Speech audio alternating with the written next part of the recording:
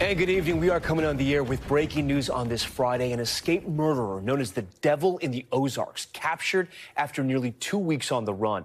Arkansas law enforcement officers announcing that Grant Hardin, a former police chief serving a decades-long prison sentence, is back in custody.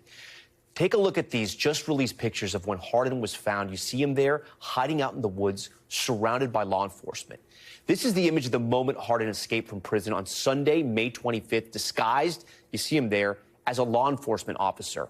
The escape triggering a massive manhunt in northern Arkansas, officials saying he was discovered just a mile and a half west of the prison he was being held in. The question tonight, how was he able to evade police for so long? NBC's George Solis joins us tonight with the breaking details. George, walk us through this. Yeah, Tom. So this, as you mentioned, ends a 2-week search for Hardin. The man known as the Devil of the Ozarks was captured this afternoon by Arkansas law enforcement and with the help of U.S. border near Moccasin Creek in Izard County, Arkansas. This is roughly a mile and a half from the facility he had initially escaped from in Calico Rock, Arkansas, back on May 25th.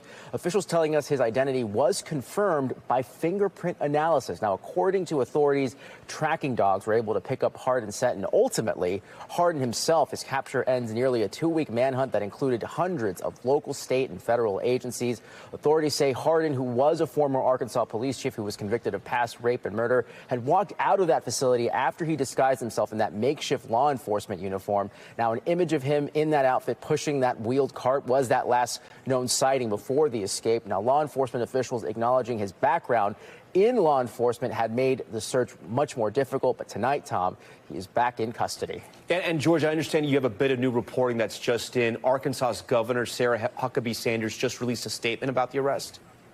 Yeah, that's right, Tom. I have it here in front of me. In that statement, she says, thanks to the great work of local, state, and federal law enforcement, Arkansas can breathe a sigh of relief, and I can confirm that violent criminal Grant Hardin is back in custody. She goes on to say, I am grateful for all the law enforcement who contributed to his capture, even giving a nod to the Trump administration and Secretary Kristi Noem for providing those U.S. Marshals in aiding with that search. Tom? George Solis with the breaking news. The Devil of the Ozarks has been captured. All right, George, we thank you for that. We want to turn to the other breaking news we're following tonight. The man who had become the face of President Trump's mass deportation efforts, Kilmar Abrego Garcia, is back on U.S. soil and facing charges. The stunning announcement coming after a month-long legal battle. His case quickly became a flashpoint in the immigration debate after the Trump administration admitted to mistakenly deporting him to El Salvador. Abrego Garcia was deported back in March to an El Salvador mega prison, you may remember, among hundreds of deportees after the president invoked the Alien Enemies Act. The Supreme Court later ruling his deportation was illegal.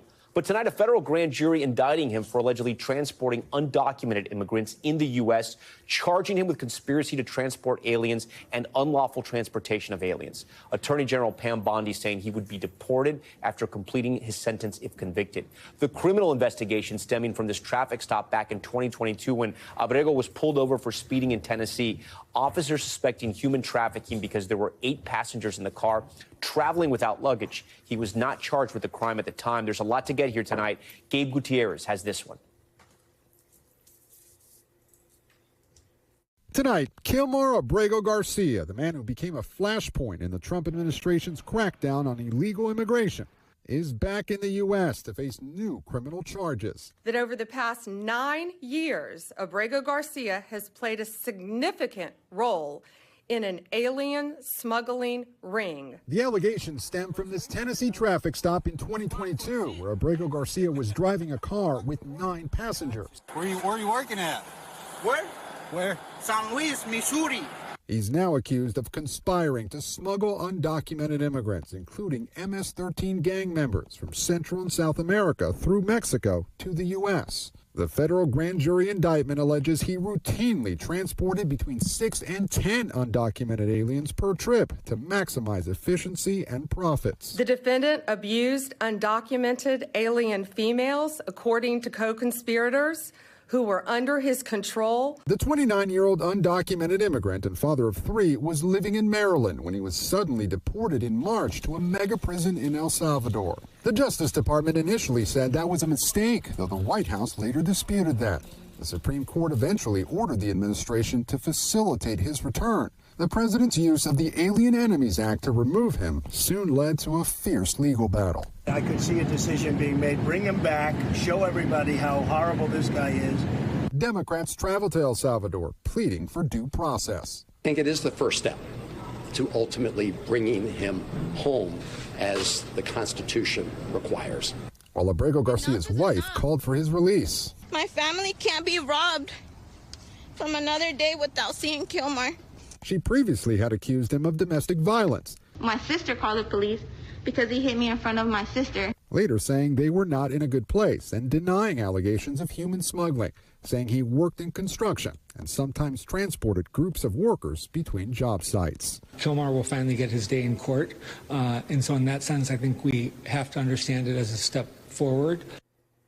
All right, Gabe, so many questions to ask, right? So what is the timeline on this? He's going to go to trial here in the U.S.? Yeah, that's right, Tom. And actually, he has his first appearance tonight. And today, the Attorney General said that he will be prosecuted in the U.S. If he's convicted, he will serve his sentence here, and then he's expected to head back to El Salvador to be deported back there. And as we talk about mass deportations, I know there's some clashes happening right now in Los Angeles with protesters and ICE agents. Yeah, that's right. Some dramatic clashes. They really happened this afternoon as we were learning the breaking news. In L.A., there were some ICE enforcement operations, and apparently some protesters tried to block officers from conducting these raids. There were some objects thrown at the officers, some clashes there. So far, we do not have word of any injuries or any arrests, but it's still an unfolding situation out there, Tom. All right, big story. Gabe, we thank you for that. For more on all this political fallout, Tara Palmieri joins us now. She's a political journalist and host of the Tara Palmieri Show, as well as the author of the Red Letter Substack, and of course, a friend to Top Story. Tara, so great to see you once again. Big picture here on Kilmar Abrego Garcia. He's now back on U.S. soil. We know people like Stephen Miller, one of the assistant chief of staff there, has been tweeting about this pretty profusely. What does this mean for the Trump administration? I mean, they brought back Alberto. They lost this race. You know, it's obvious that this was illegal. He had to come back into the country, and they have to go through the technicality and the administrative process of actually prosecuting him and indicting him and going through immigration court. But he's not the most sympathetic of characters.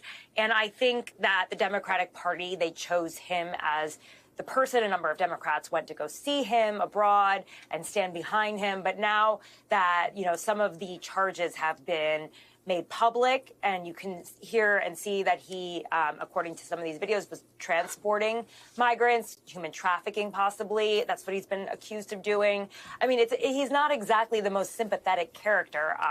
And he's back on U.S. soil, and I think most people expect him to be indicted and prosecuted. And in the end, in this sort of political war, probably the Republicans will say that they won this one.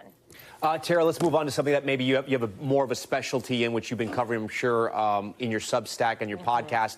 What do you make of this Trump-Musk breakup, right? It's been one of the biggest breakups so far in the second Trump administration, and you have the world's most powerful man, the world's most richest man.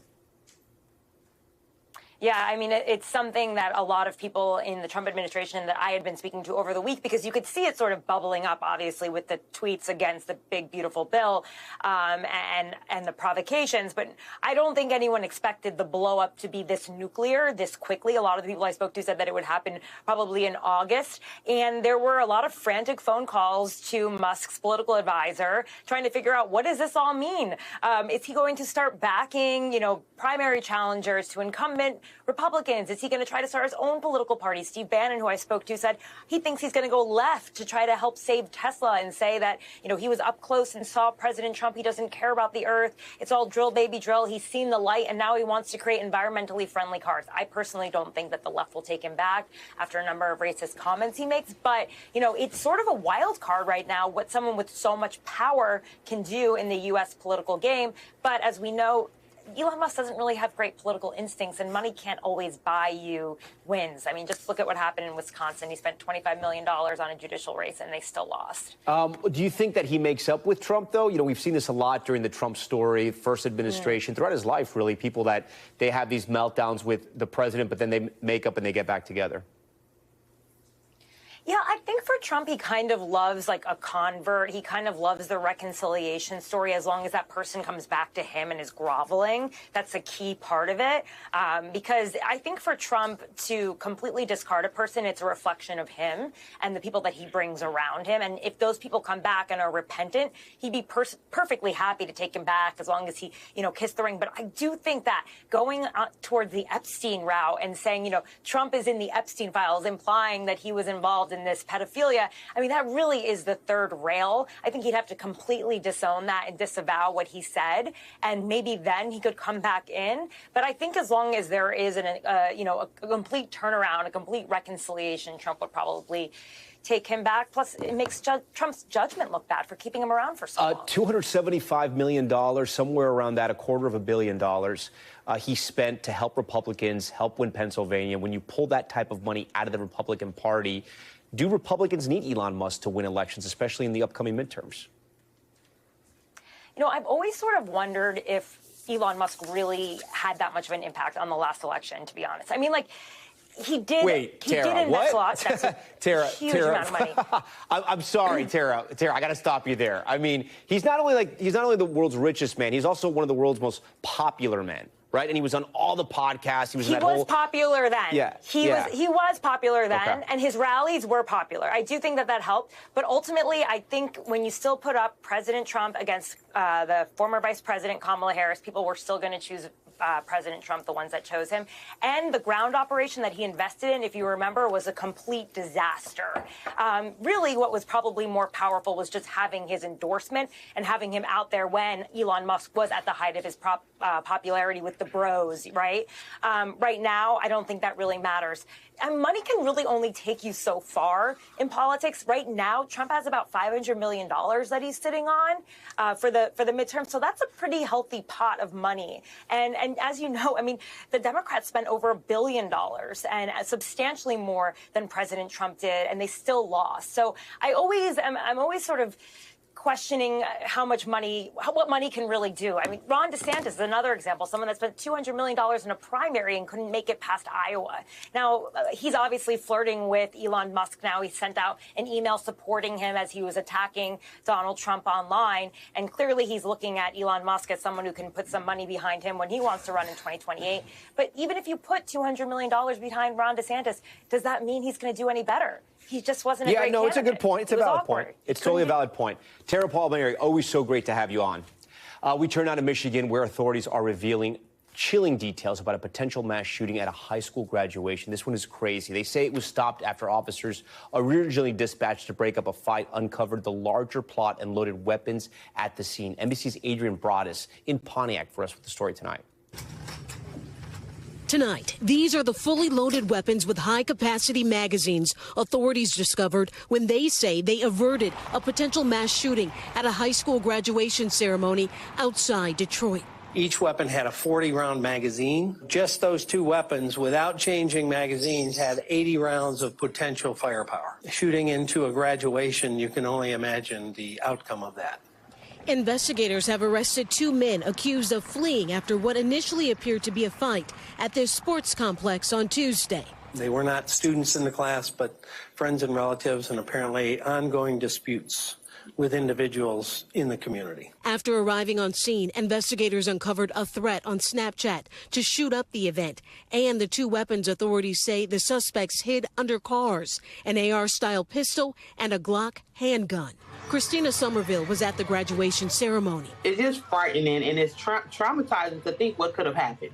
There was plenty of children there, babies, pregnant women, elderly, because we were all there to celebrate.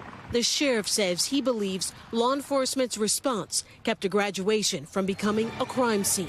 Otherwise, this room potentially would be filled with national press again about a mass shooting. And thankfully, that's not what happened. But it could have very easily been the case. The sheriff says someone here at the graduation led them to that Snapchat threat. So far, no charges have been filed. Tom? Okay, Adrian brought us for us. Adrian, we thank you. Now to the severe weather threat in the south. Take a look at this. A massive tornado in Morton, Texas. Look how big that sucker is, tearing across the horizon. It's one of at least 20 reported twisters to hit the state in the last 24 hours. It has been active there in Texas. Heavy rainfall, flash flooding also slamming the city of Lubbock. Roads turned into rivers there. And in Van Buren, Arkansas, a radar-confirmed tornado ripping apart homes and destroying over 50 structures. There's still a dangerous weekend of storms ahead. I want to get right over to NBC News meteorologist Angie Lassman. Angie, great to have you here on a Friday night and a busy Friday night. Always good to be with you, Tom. A busy Friday night indeed. We've got multiple tornado watches that are in effect in a couple of spots. One of those across parts of the Tennessee Valley, and then we've got them across parts of the Western Plains. Those are lasting through the evening hours. So we've got a couple more hours where we're going to see the busy kind of forecast of some strong and even potentially severe storms. We've still got 36 million people included in this, specifically across parts of the plains and stretching into parts of the southeast, Nashville, Oklahoma City, Wichita Falls, all included in that. We've got the damaging hail and a couple of tornadoes possible. That's through tonight. But tomorrow we've got another round of this. The system moves to the east and we bring heavy rain across parts of the Midwest. We'll get a good dose of rain for folks there. But it's specifically Texas to the southeast coast that we'll see that, again, potential for severe weather across this region. This is a look at tomorrow. 54 million people included in this. Specifically, Tupelo is going to be one of the spots where we have that enhanced risk, but a big chunk of the country, the southeast back to parts of the southern plains, some of those same areas that are dealing with the threat today are once again going to deal with it tomorrow, and all the same threats are on the table. We've got the strong wind gusts, the hail, and a couple of tornadoes possible as we get through tomorrow. Sunday, repeat performance for some. Still a good chunk of the country included in the severe risk, and parts of the plains stretching up to the Midwest, St. Louis, Tom, parts of Amarillo, Dallas, and Wilmington, all included in that as we wrap up our week. 33 million impacted. It might be a dangerous weekend for so many. Okay, Angie, again, great to have you. We want to turn now to the jurors in the Sean Diddy Combs trial, hearing a second day of emotional testimony from his former girlfriend. She told the court about how the music mogul asked her to transport drugs, how she felt obligated to perform for him with so-called entertainers from other states. Here's Aaron McLaughlin. Through sobs, the woman identified simply as Jane described her relationship with Sean Diddy Combs in graphic detail, including the drug and sex-filled hotel nights, where she says she felt obligated to have sex with multiple entertainers at Combs' direction. She said some of those entertainers were brought in from other states, even meeting them on a trip to Turks and Caicos. Jane said the longest session lasted up to 3.5 days, describing how drugs including ecstasy, Molly, Xanax, and Coke were provided by his assistants, and how Combs directed her to bring drugs from L.A. to Miami. Combs has pleaded not guilty to all charges. The prosecution today pointed to multiple texts in which she told the music mogul she wanted the hotel nights to end. One reading, "I don't want to play this role in your life anymore. It's dark, sleazy, and makes me feel disgusted with myself. It's the only reason you have me around and why you pay for my house." Today she testified Combs is still paying her rent. Jane broke down as she told the court how her birthday in 2023 turned into yet another hotel night, where Combs watched as she had sex with 3 different men. "I just accepted it." Sobbing, she added, "I just know what my partner likes to see."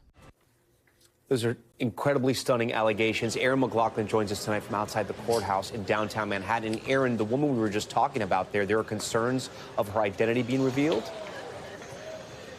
Yeah, that's right, Tom. We know this trial is being heavily scrutinized, heavily covered by media from across the country. They are allowing journalists inside the courtroom. They're also allowing journalists into a spillover room. That's where I was today. There was a live video feed, and on that live video feed, you could quite clearly see Jane's face. Now, during the trial, Jane's lawyer raising concerns with the judge that some of the media could be pursuing to expose her identity. The judge taking that concern extremely seriously, going to so far as to threaten a gag order. It is worth noting that she is expected back on the stand on Monday for her 3rd day of testimony. She has yet to be cross-examined.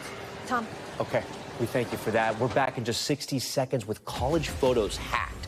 The former student speaking out after a university football coach broke into her private photos, and there are thousands more of victims just like her. The bounce house horror, a gust launching this bounce house into the air the moment 2 children fell out. Adults forming a human landing pad to save them. And closing in, the striped zebra spotted in Tennessee. How authorities are now closing in on Zeke the zebra after days on the run. Stay with us.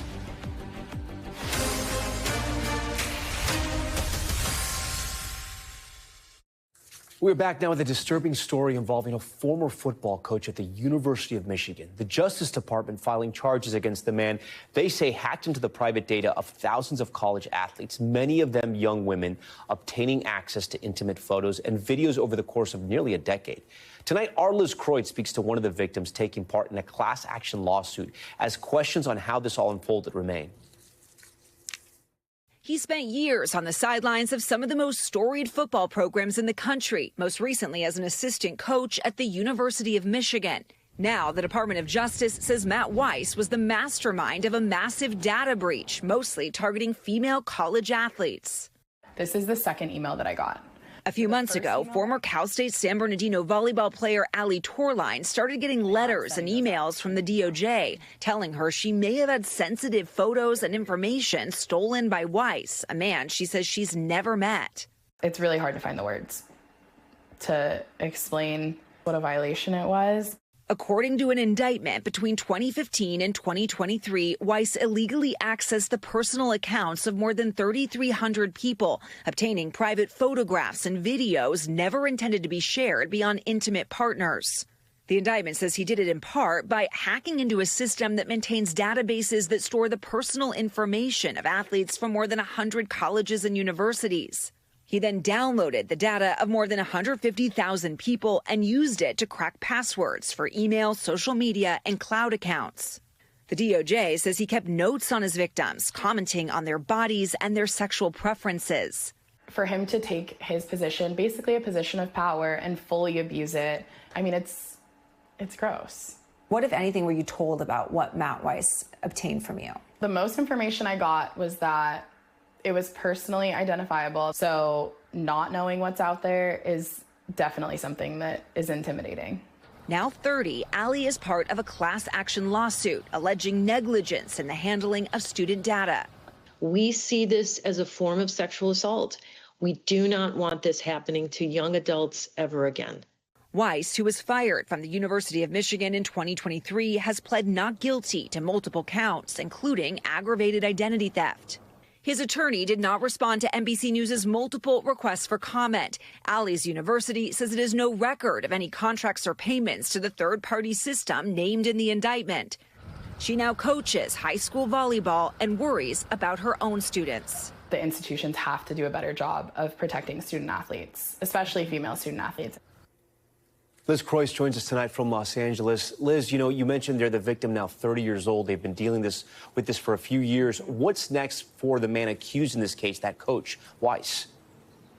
Yeah, well, Tom, they're currently in the discovery phase right now, trying to figure out exactly what databases Weiss was able to access, because Allie's own university says they have no contract with the database that's currently named in the indictment. So it's still actually unclear exactly how Weiss was able to access Allie's information and photos. And she's one of many victims who still have no idea exactly what Weiss was even able to get from them. Weiss, for his part, is currently out on $10,000 bond. He has declined a plea deal. So the next step could be trial, Tom. Okay, Liz Croyd's on that investigation. Liz, thank you. Top stories moment tonight, an emotional triumph for one college grad who defied the odds and shocked the crowd at her graduation. Take a look.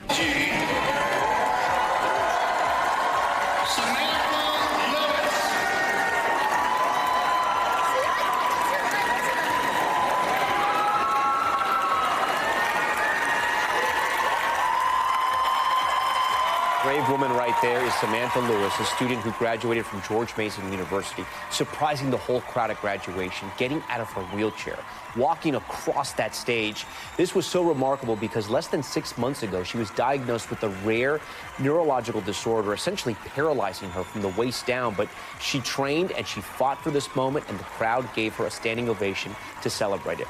All right, stay with us. We are going to be back in just a moment.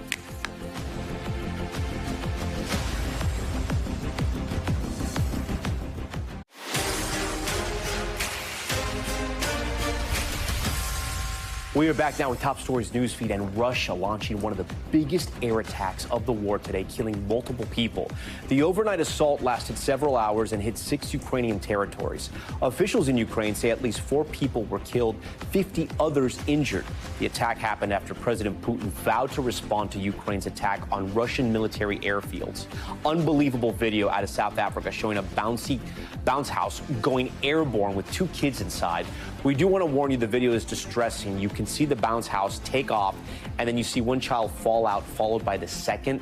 This is terrifying if you're a parent. It happened during a school fundraiser. According to local media reports, some parents below formed a human crash pad to soften the landing, but both the kids were injured. A statement from the school says the kids have been released from the hospital. That's the good news. 6 boats destroyed in an early morning fire today just north of Miami Beach. Look at this. Crews arrived. They found one yacht fully engulfed in flames. The fire quickly spreading to other boats nearby. Think about that fiberglass. Firefighters say these types of high-end vessels are typically made from materials like that can just light up. No injuries were reported, though. The cause of the fire is under investigation. And an update on a story we brought you earlier this week. The zebra that escaped from its owner outside Nashville has now been spotted. The sheriff's office releasing this video showing the zebra running through a field, now a local celebrity. The zebra has been on the run for 6 days now. It escaped from its owner the day after it arrived from a Texas breeding facility. Deputies are now using a drone to try and track the zebra and are keeping a vet on scene as they work to capture it. If you're wondering, his name is Zeke. All right. Now to an NBC News exclusive. Our Vaughn Hilliard is sitting down with the Education Secretary Linda McMahon as the Trump administration ramps up its attacks on colleges and universities. How she says the schools have responded to White House demands and the new Supreme Court battle over her efforts to gut her own department's workforce. Tonight, the Secretary of Education saying the administration's targeting of elite universities is, in their view, working. I think we really started to see a lot of their actions once we were taking action. That action from universities, she says, includes cracking down on anti-Semitism and extremism on campus. Have you seen progress at the universities? Have you seen progress at Columbia? I have seen progress at Columbia. Have you seen progress at Harvard? And you know why? I think we're seeing progress because we are putting these measures in place and we're saying we're putting teeth behind what we're looking at. And you have to sit down with us because... And they are sitting down. And they are because we have stopped their federal funding. Despite their efforts, the White House further ratcheting up pressure, now seeking to potentially bar all international students from attending Harvard. I'm very happy that we're going to continue to scrutinize these students who are coming in. A move Harvard's president says hurts all students. There is so much that they contribute to our environment, and they enable everyone else to open their minds. What have your experiences on campus been like? I have not been on Harvard's campus, but I did go to Columbia and talk to the president there. So you did not visit Harvard's campus to have this conversation? I did not. I spoke with him over the phone. At Columbia University, the Department of Education this spring determined that it had failed to meaningfully protect Jewish students against severe and pervasive harassment on Columbia's campus. Have they not worked in good faith with your administration to address anti-Semitism on campus? We have been working with Columbia in good faith. But despite that good faith effort, the White House this week pushing for Columbia to lose its accreditation, which would effectively block it from receiving federal funding. McMahon's department has launched investigations into 58 other universities on the same grounds of alleged civil rights investigations. The White House's next move's unclear as it scrutinizes universities' admissions, faculty, DEI programs, and endowments. There's a question of whether this administration is seeking to cut off federal funding to Columbia, Harvard, other universities, and using anti-Semitism as a justification for trying to end multiculturalism on campus and cut off higher education funding to specific universities. What do you tell folks that are skeptical of this administration's efforts? I can tell you that I think the American citizens who look at what's going on at our higher ed universities and realize that their tax dollars are going to fund a lot of these anti-Semitism activities that are being on campus, they've pushed back on that. Vaughn Hilliard joins us tonight from Washington, fresh off that exclusive interview with the Education Secretary today. And Vaughn, the Trump administration is now asking the Supreme Court to intervene on another part of its education reform? Right, Tom. Just as we were sitting down for this interview, the Trump administration going to the Supreme Court, asking them to lift an injunction from a lower court, which stopped the Department of Education from mass firings. We're looking at the Department of Education that Secretary McMahon even said herself to us that she was told by President Trump that she will have done a successful job as secretary if she will have effectively dismantled the Department of Education. She had water glasses on her desk that said, shut it down. And next week, the department was set to go forward with a reduction in force of up to 50%. There are questions here of whether the courts will continue to stop the department from effectively bringing the Department of Education to an end. One other note, the Office of Civil Rights is one of the offices within the department that is also facing these cuts. In the budget presented to Congress just this week, Tom, by Secretary McMahon, they are seeking to cut the Office of Civil Rights, which is the one that investigates discrimination complaints in educational institutions around the country, including anti-Semitism. The proposal would cut that budget from $141 million to $90 million. So there is a lot on the plate of the secretary here, but clearly this administration continues to go forward in its efforts against Harvard and at least Columbia at this point in time. All right, Von Hilliard, great big exclusive. We thank you for bringing it to us. They are all the rage with pro and college athletes and athletic influencers, really cold plunges where you immerse your limbs into icy water following a workout or playing sports. Stephen Romo's listening to this right next to me. Now a new study, first highlighted in the Washington Post, is throwing cold water on that popular practice. What? Revealing those plunges may actually reduce the benefits of a workout. Adding that dip in ice water may interfere with muscle recovery and growth. For more on this, sports medicine physician Dr. Jordan Metzel from the Hospital for Special Surgery joins Top Story tonight. Dr. Metzel, thanks so much for being here. I'm going to hit you with the tough questions, right? Because I know so many people that have bought these cold plunges. I've jumped into a cold plunge after a great workout. And you've seen professional athletes for years and decades always go into those cold tubs. So they're all wrong? I wouldn't say they're wrong. I think the question is, why are you cold plunging? This kind of falls in the broad category of can't hurt you medicine. If you like it, if it makes you feel better, if it makes your joints and muscles less achy, that's great. But what this study and others like it have looked at is, does cold plunging after lifting weights lead to an inhibition of your muscle development? Meaning, are your muscles smaller if you're looking to get muscle bulk after working out? If you cold plunge? And surprisingly, the answer is it seems like it does. So if you want to make your achy knees and back feel better and cold plunging is something you like, get in there and do it. If you're looking to build bulk, it may not be for you. So why does it help NFL athletes, NBA players who after 4 quarters of their game jump into a cold plunge to sort of chill out afterwards? Well, that's exactly what they're doing, chilling out. That's using ice as an anti-inflammatory remedy, and that's great. It's safer than Advil or Motrin or any of the things, ibuprofen, that are anti-inflammatories. This is nature's anti-inflammatory. But if you're looking to build muscle bulk, this is a different story.